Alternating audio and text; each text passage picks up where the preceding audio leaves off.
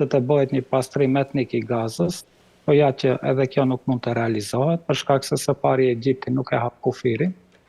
dhe për shkak se, apo arsyeja kryesore, për shkak se banorët e Gazës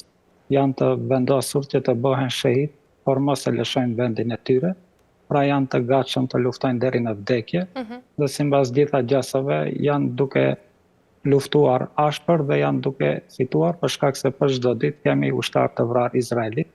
dhe të cilët janë të detyruar të bëjnë një paqe. Ashtu se dim, zoti Daudi, zyrtarët ndërkombëtarë kanë konsideruar për procesin si të brisht, por sipas jush, cilat janë pikat më të rrezikshme që mund ta bllokojnë përfundimisht pra një marrëveshje të mundshme ndërmjet këtyre vendeve? Po, duhet shihet karriera politike e Netanyahut. Ai kërkon që të sigurohet që të mbetet në pushtet. Nëse ai arrin marrëveshje me Hamasin, ka rrezik që qeveria e Izraelit të bie, për shkak se të gjithë ata gjathtësisët dhe radikalet që e mbajnë Netanyahu në pushtet, janë kërcënuar se do të tërhiqen, dhe kështu që partia e Netanyahut nuk do të ketë shumicë parlamentare. Mirë po për këtë përkujdeset administrata amerikane, të cilat i premtojnë Netanyahut se do të ketë një qeveri të zgjeruar, pra vetë opozita do ta përkrah Netanyahun që të mbetet në pushtet, qeveria e tij mos të bie, por ka edhe një kusht tjetër, Netanyahu, i cili frigohet padis penale nga gjykata penale ndërkombëtare, ai kërkon që të ketë imunitet, por jo vetëm nga gjykata penale ndërkombëtare, po edhe vetë nga gjykatat e Izraelit, ku është i paditur për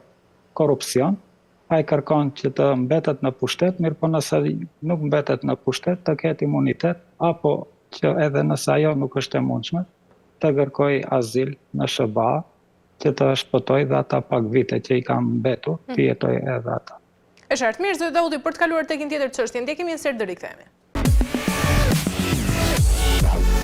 Presidenti Amerikan Donald Trump tha se nuk po flet me Teheranin, pasi bombarduesit Amerikan sulmuan objektet bërthamore iraniane, duke theksuar se nuk i ofron asgjë Iranit, në kundërshtim me qëndrimin e mbajtur nga ish-presidenti SBA-s, Barack Obama. Në një postim që bëri gjatë natës në Truth Social, presidenti SBA-s shkroi: "Unë nuk i ofroj asgjë Iranit, ndryshe nga Obama, i cili u pagoi atyre miliarda dollar si pjesë e lëvizjes së pamend drejt një plani të përbashkët gjithëpërfshirës të veprimit për armët bërthamore. Unë as nuk kam folur me ta që kur ne shkatruan plotësisht objektet e tyre bërthamore." Të premten, Trump mohoi raportet e medias se administrata e tij kishte diskutuar ndihmën e Iranit për të aksesuar deri në 30 miliard dollar fonde në mënyrë që të ketë një program bërthamor për të prodhuar energji për qëllime paqësore. Kujtojmë se dje Teherani kërkoi OKB-s të njohë Izraelin dhe SBA-n si përgjegjës për luftën 12 ditore kundër Iranit, e cila përfundoi më 24 qershor me zbatimin e një armëpushimi, sipas një letre të botuar sot drejt sekretarit të përgjithshëm të OKB-s.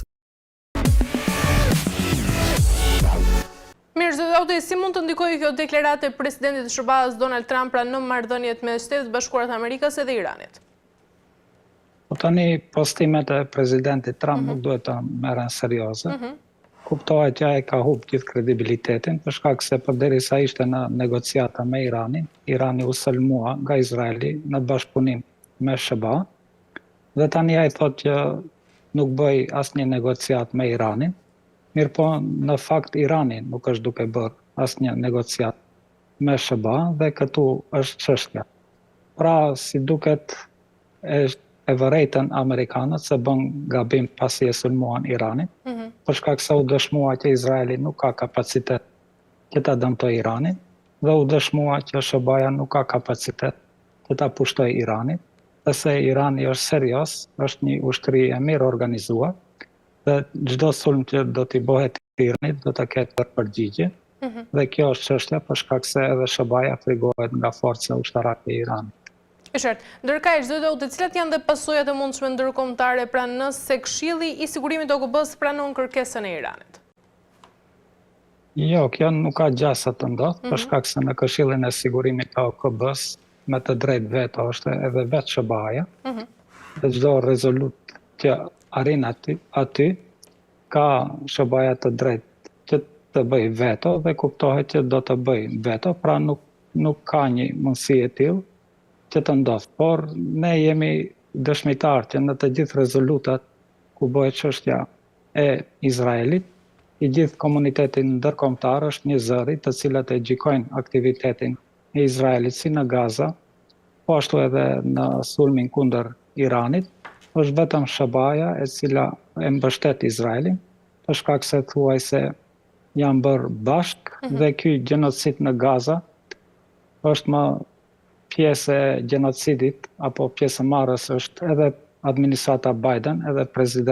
administrata e presidentit Trump, dhe kuptohet që gjunahet janë ende më të mëdha të presidentit Trump, për shkak se edhe sulmuan edhe Iranin, ku edhe vran dikun afërsisht 1000 civil të pafajshëm në Iran, duke qenë në gjyq. Si mund të interpretojë zot Dauti strategjia e Donald Trump për të treguar distancim të plot nga politika e Obamës ndaj Iranit? Po tani Trumpi në fakt ai përpiqet që të arrijë atë diplomaci të Obamës, pra të arrijë një marrëveshje me Iranin, që ishte pjekuria e Obamës të arrinte me Iranin. Mirëpo ne e dim që në mandatin e parë Trumpi e shpalli nul atë marrëveshje dhe tani përpiqet që të bëjë marrëveshje të njëjtë. Nuk është se kërkon diçka më shumë, mirëpo për shkak të presionit politik dhe për shkak të lobit izraelit, ajo nuk është në gjendje që të arrijë këtë marrëveshje dhe do të shiqojmë, ai ende do të jetë edhe 3 vite në pushtet, ndoshta brenda kësaj periudhe ka gjasa që të arrihet një marrëveshje me Iranin, po kuptohet që do të jetë sipas dëshirave të Iranit dhe jo të Izraelit dhe Shëbas. Qëndrimi i Iranit në OKB, zot Dauti, është një përpjekje për të fituar pra mbështetjen ndërkombëtare? Po Irani e ka mbështetjen ndërkombëtare. Ne e pam gjatë këtij sulmi të gjithë shtetet islam me popullsi muslimane e mbështetën Iranin, po ashtu e